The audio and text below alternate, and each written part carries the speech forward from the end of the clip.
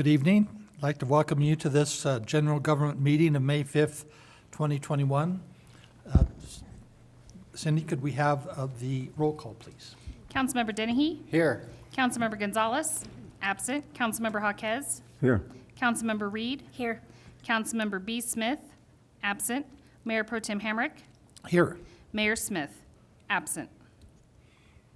And I understand Brandon Smith will be here shortly. He's going to be delayed a little bit. And also, although we have Colorado Legacy Lands on the agenda tonight, they've been, excuse me, unavoidably detained by a different matter, I believe. And so we will be hearing, though, from Shannon Bowman from Colorado Department of Public Health and the Environment. Is there anything you'd like to say, Mr. City Administrator? No, sir. I'll just turn the floor time over to Shannon. Great. Go ahead, please, Shannon.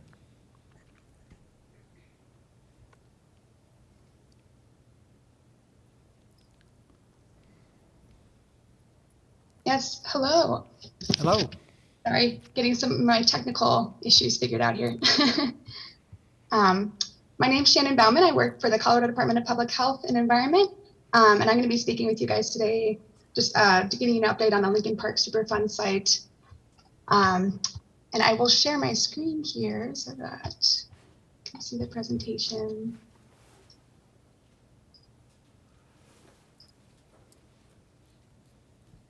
So hopefully you all can see that. And I'm joined today by Ryan Kloberdans, who's the Community Involvement Coordinator for the EPA. I believe he was having some trouble getting into the meeting. So Cindy, I'm not sure if you can I sent you an email with his email. If you could send him an invite, that would be awesome. We'll see if he makes it by this presentation. We're working on that right now. Great, thank you.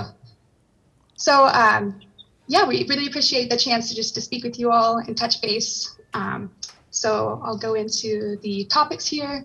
So we're going to give just a brief site overview, and then we'll go into some recent happenings on the site, including the community involvement plan, getting that finalized, and update on the draft remedial investigation report, risk assessment discussion that we're having. And we also have a few members of the CAG that should be in the audience. I can't see, but I'm assuming they're there. And they'll also be speaking to you all, so that will be at the end of our talk here. So just to kind of orient everyone on the site, in case people aren't familiar. So the Lincoln Park Superfund site, it's about 2,600 acres. It's a former uranium mill and areas of mill-associated contamination. And so this map shows the operable unit boundaries, which operable units are a way for in the Superfund program to break up a cleanup project and make it manageable. So this site is broken up by geographic location, and you can see that operable unit 1 contains the mill and kind of the general surrounding area, and OU2 is the Lincoln Park area south of Canyon City. And then OU3 includes other areas, which it hasn't been delineated yet, but it's in the process as we work through the draft remedial investigation. And I know that there's been some recent talks with the city about a potential purchase of land to extend the cemetery boundaries. And I think there's perhaps been some confusion about that. So that might be a talking point for after this presentation, if we can just touch base and make sure we're all on the same page about that. So moving into the roles, just again to orient everybody, get their mind on the site. So we have the EPA and CDPHE, which provide regulatory oversight on the site, and then Colorado Legacy Land, which you're obviously familiar with them. They're responsible for cleaning up the site safely. And then the CAG and greater community provide really valuable input on the site and help us really make good decisions around the cleanup. So just a little point there. And then, so getting into some of the details, we've recently finalized our community involvement plan. And That was about 20 interviews done over 2 months, and we were really glad to get some participation from local government as well in this. And we heard from residents and people representing different interest groups related to the site, like economic development and water resources. And we're really pleased with the participation we had in that. And just a few highlights from what came of that. We're starting to do a quarterly update on the site, which goes out to the local paper and our email list. And that's different from our annual newsletter that we were doing. We wanted to provide more updates in a succinct manner. And we're looking to utilize different media to get out information about the site and improve our communications, and trying to communicate more with the local community through presentations like this or other means to tap into the networks that are already in your guys' community. And so this is where I was going to pass it to Ryan. I'm not sure if he's here yet, but where we are in the Superfund cleanup process. So this is the big pipeline of what Superfund looks like. And we are in the remedial investigation phase right down here. And the work to date has mostly been focused on how data will be collected on the site and analyzing the quality of existing data. And we're in the process where we're figuring out data gaps and how we're going to conduct the cleanup, which will inform the feasibility study, which is all the cleanup options. So just to give you a high level look at where we're at in Superfund. And I'm not sure, I don't see Ryan, perhaps. Oh, he looks like he's in the audience. I'm not sure if you're able to give him a chance to unmute.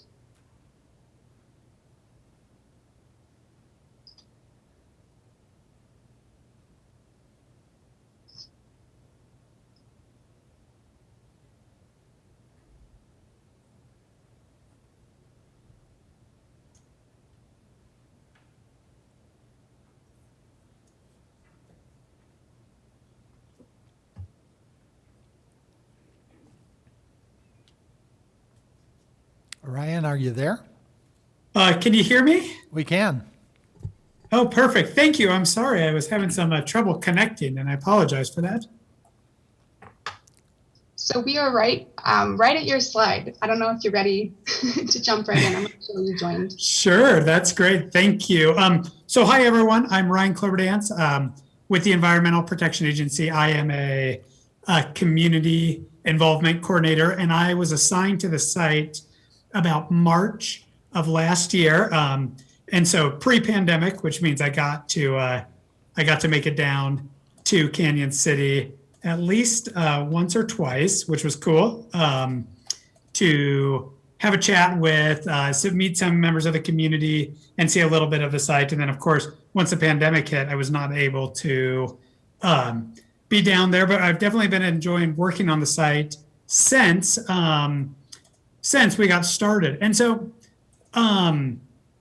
sorry, as Shannon probably told you that after we, where we are now in the Superfund process is that we have kind of reached the remedial investigation phase, and that we are working, the work to date has been focused on how data will be collected on the site, the quality of existing data, and which data still needs to be collected. The draft remedial investigation is a major step because it allows us to identify data gaps, and then it will feed into the feasibility study, which will be the remediation we use to help clean up the site.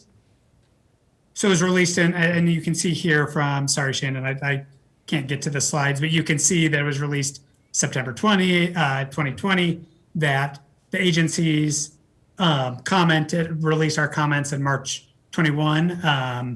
And now we are moving on from there to find the data gaps for groundwater, surface water, sediments, soils, and air quality data across the operable units. So here you just kind of can see, just to kind of ground the conversation, you can see two maps that show the primary contaminants at the site. I think the first one if I can see, is uranium. Second one is molybdenum.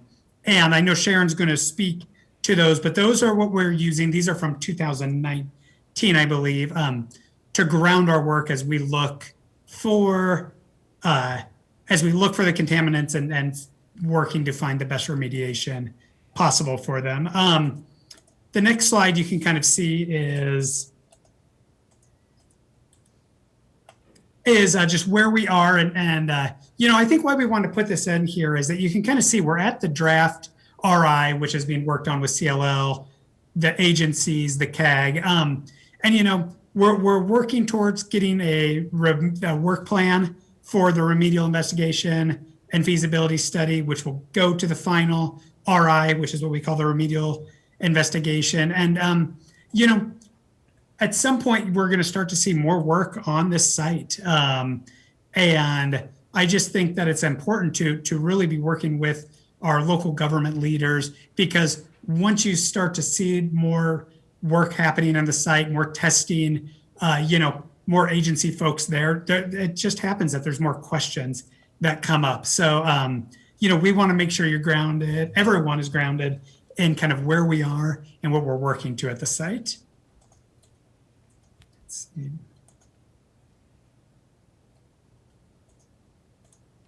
Oh, perfect. So, in March of 2000, I'm sorry, in the March CAG meeting of this year, 2021, EPA presented on the risk assessment process at the Superfund sites. And as part of the remedial investigation process at this site, a human health and ecological risk assessment is going to be conducted to determine ways that site-related contaminants might impact people and organisms. These assessments are going to include the opportunities for public comment and discussions. And the goal of this risk assessment process is to ensure that future remedial actions are protective of the human health and the environment. And finally, just from the EPA side of this, our biggest ask is just to get involved. The community involvement groups are sanctioned by EPA. I'm sure you know how well the CAG has worked in the Lincoln Park Superfund site in the Canyon City community. You can see when we have meetings, you can always contact myself or Shannon to get involved.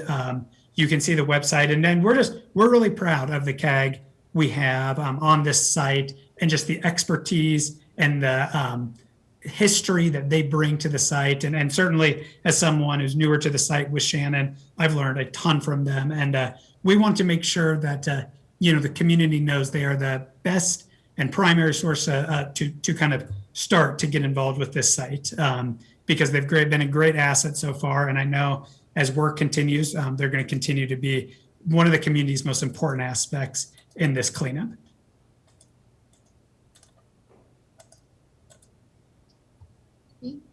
And then we were going to pass it on to some CAG members, Sharon and Kathy, that wanted to say a few more words about and give their update.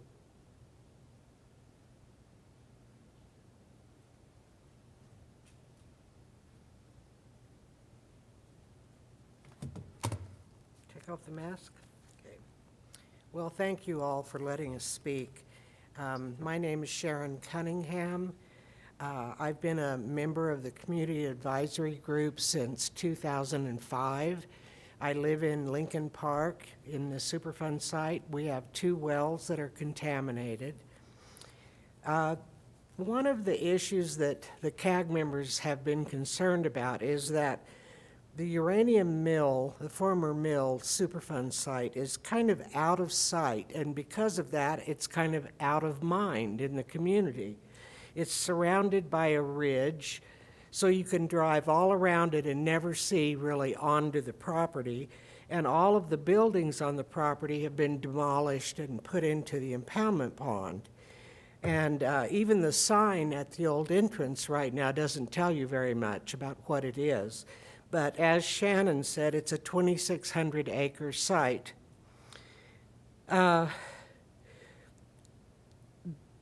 You may already know this, but the Cotter Corporation built this uranium mill in 1958 to process uranium ore to extract, and concentrate uranium from the ore.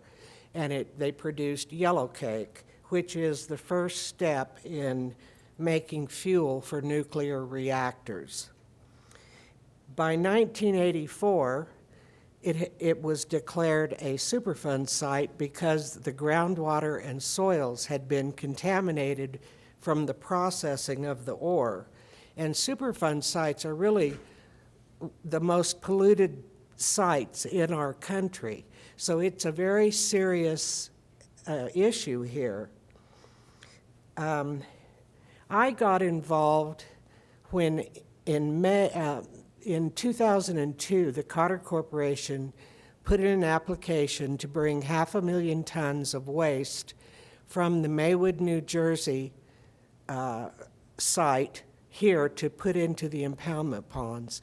And I and a whole lot of the community, a majority of the community, objected to that.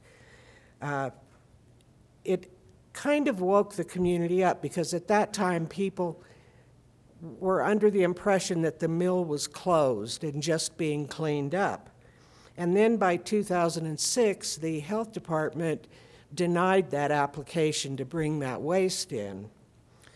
So between 2002 and 2005, the community that was concerned got together and worked with the EPA to start the Community Advisory Group. And basically, it's made up of 3 stakeholders. Right now, we have 13 community members who represent the community at large, and we have 2 agencies and a responsible party.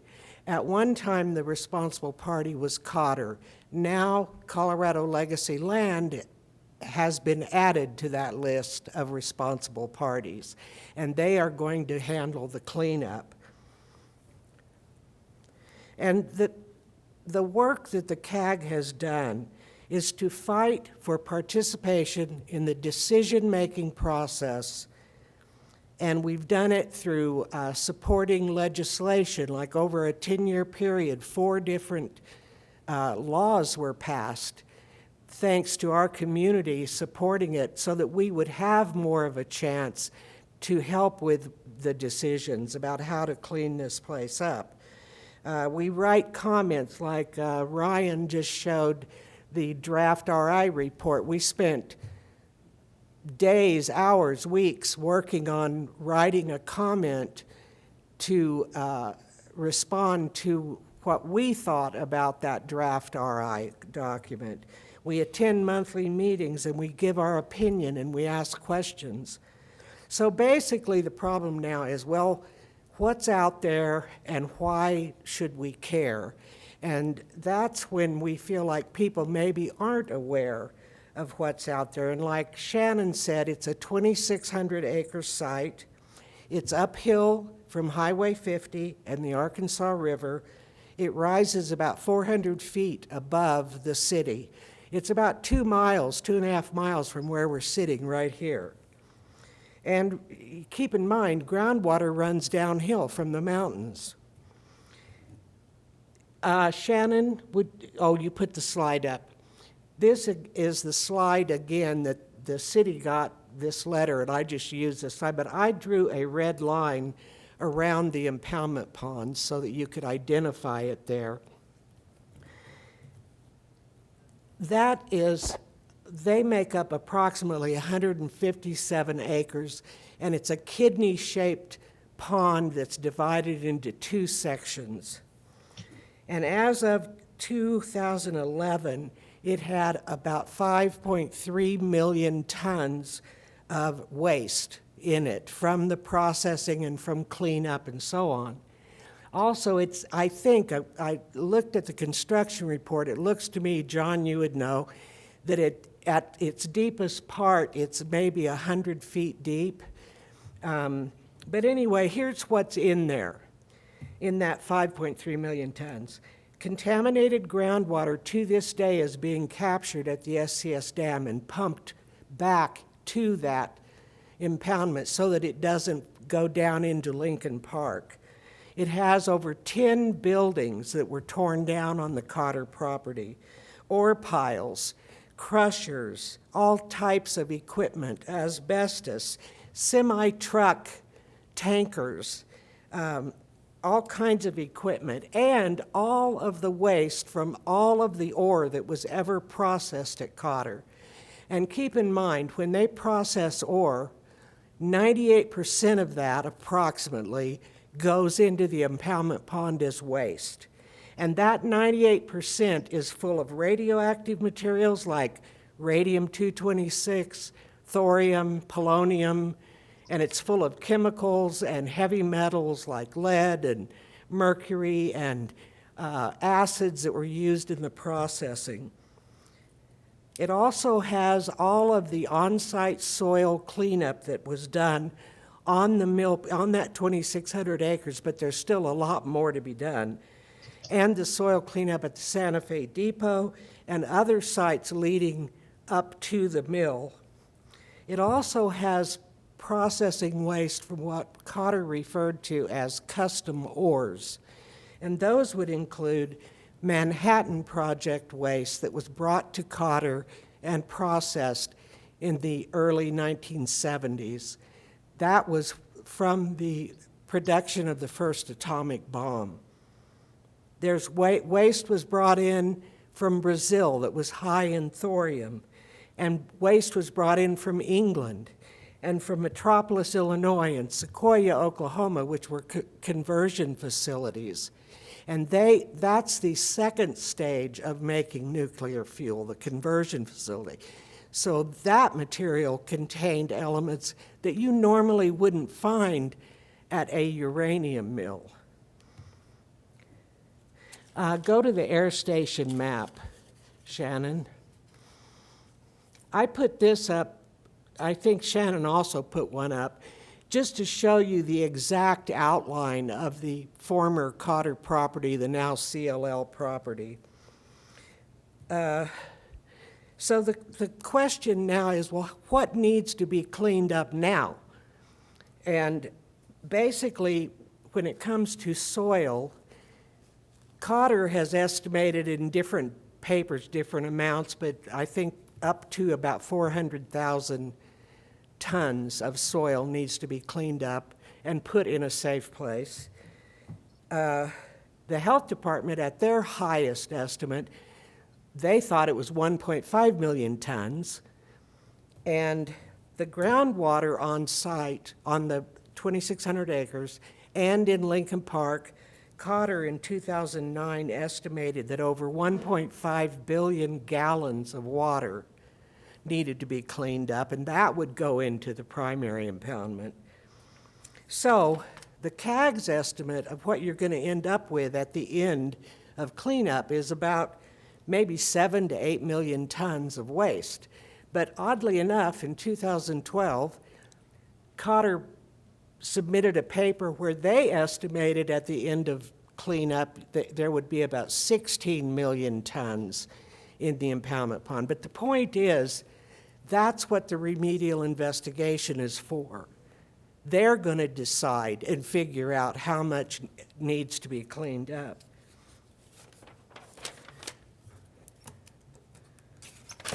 Whoops, sorry.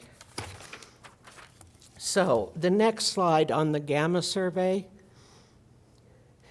The only reason I put this in here, and here you can see the outline of the property, of the mill site property.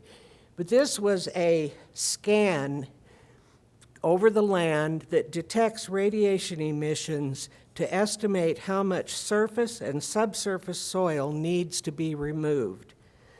And the only reason I'm putting this here is just for you to have a visual picture of the fact that there is contaminated soil out there. Now, for some reason, they either didn't scan over the impoundment pond in the old ponds area or whatever, but you could anticipate that that white area in the middle should be red and brown. Every color that you see here is either at background, what you would normally expect to find of radium-226, up to very high levels of it. So the blue and green are the lowest level, but the yellow, red, all that. But mainly, I just wanted you to have a visual impression of the contamination that's there. So, to close up, the remedial investigation that's happening right now will determine the fate of that impoundment pond. Will 7 to 16 million tons of waste be left above our city? Has it been scientifically proven that it'll be contained forever? The amount of soil and groundwater that will be cleaned will be determined when the remedial investigation and feasibility study are completed. Will we agree with how they want to clean up? And that's what the CAG is for the community to give your opinion about it and your evaluation of the science. When the cleanup is finished, the agencies and the responsible party will leave. We will still be here. We must be involved while these decisions are finally being made after 37 years to help determine what's best for our community. And remember this, the agencies respect the voices of elected officials above all else. So our CAG members sincerely hope that someone from the council will join us on the CAG to evaluate this and to speak truth to power. So thank you very much.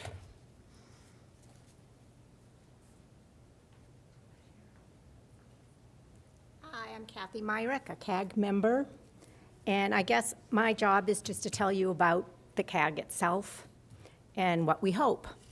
So we are now at a critical stage in the Superfund process. The Community Advisory Group allows our community's voices to be heard. It gives us the opportunity to provide input into the decision-making process, which will eventually lead to the final decision on how the contamination at the site will be cleaned up, which in turn determines what future land use can be used.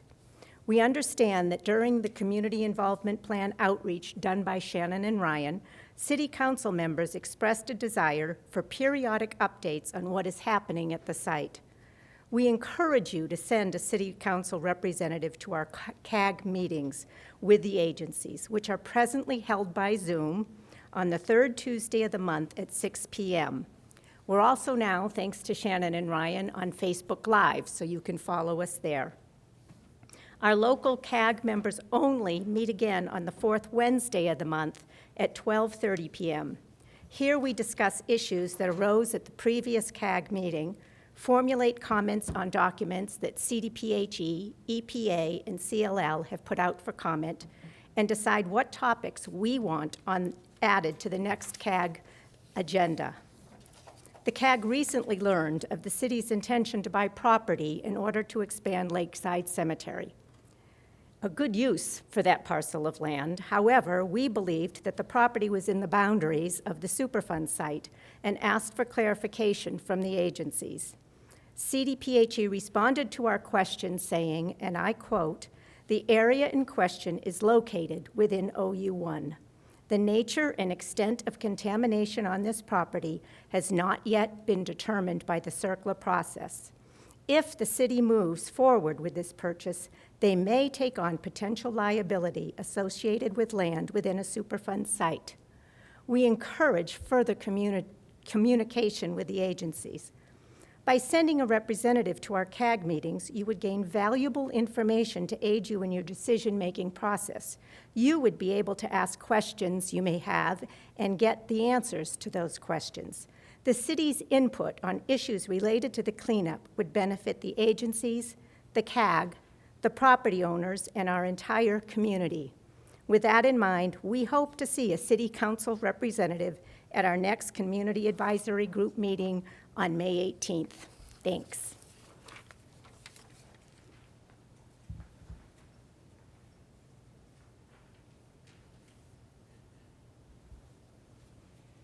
Thank you for that, Sharon and Kathy.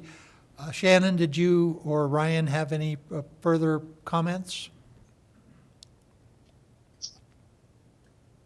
I think I'll just revisit this slide, and just to Kathy's point she mentioned at the end there, just this question about the parcel purchase. Maybe we could start with that just to kind of get on the same page about it. But yeah, the agencies together had sent their letter to the city council, as you guys know, I think a couple of weeks ago, indicating that, this is where we believe the parcel to be based on all of the descriptions and the newspaper article, I think that was about it. And then we heard that the city thought it wasn't within that area, and then they also had information saying that there was no contamination in the area. So if somebody be willing to share any latest information on that from the city, Yeah. that would be great. Yeah, that is the approximate area. It's much smaller than that. We're only looking at 14 acres to the northwest portion of that approximate area. And we are currently doing a phase one all appropriate inquiry, which was what was recommended by the EPA. Okay, so is it outside of the OU1, these boundaries? So you're saying it's up in this? No, this vicinity? it's right there in the corner, right where it says approximate. Yeah. Okay. Well, great. Okay, so that's good to kind of like figure out where the parcel is. Yeah, I think just from the agency's standpoint, it would still be beneficial to hear from you guys, maybe to have, not outside of this meeting, but have a discussion just about what it would mean to gain that parcel, and maybe share information about data, and just to make sure we're all on the same page about potential liabilities. Yeah, I think I just wanted to reiterate that for you all. Sure. Yeah, we'd be happy to set something up separately, Shannon. Okay, awesome. And I would welcome if the council has any questions about the presentation or the slide at all. Just Any let us know. questions from council? I have one question. Sure. In the whole site in the Lincoln Park area, because I'm a resident there as well, there was a lot of well testing in that. Are those well testing still going on? Okay. Is that still just a monthly deal where we're trying to get all the wells?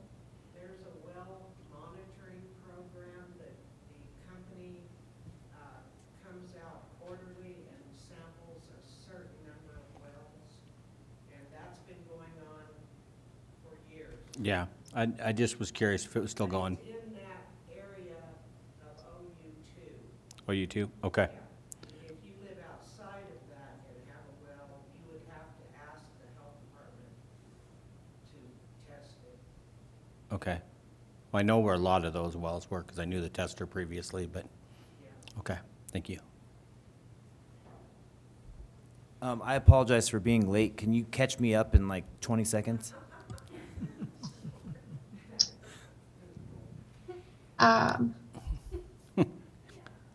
Was that a council member? I'm sorry. I can't.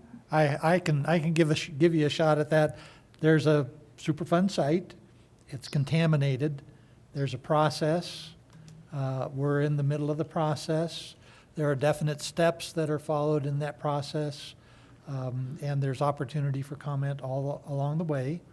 And the ask from the CAG is that the city send a representative to the CAG meetings to participate and to act as a liaison between the CAG, the agencies, and the property owner to understand and know what's going on. Thank you. Was that, did I get that, Shannon? Pretty And darn if you good. live, and if you've lived in Kansas City very long, there's been numerous meetings from the very get-go when Carter hadn't even closed down, was getting ready to close down.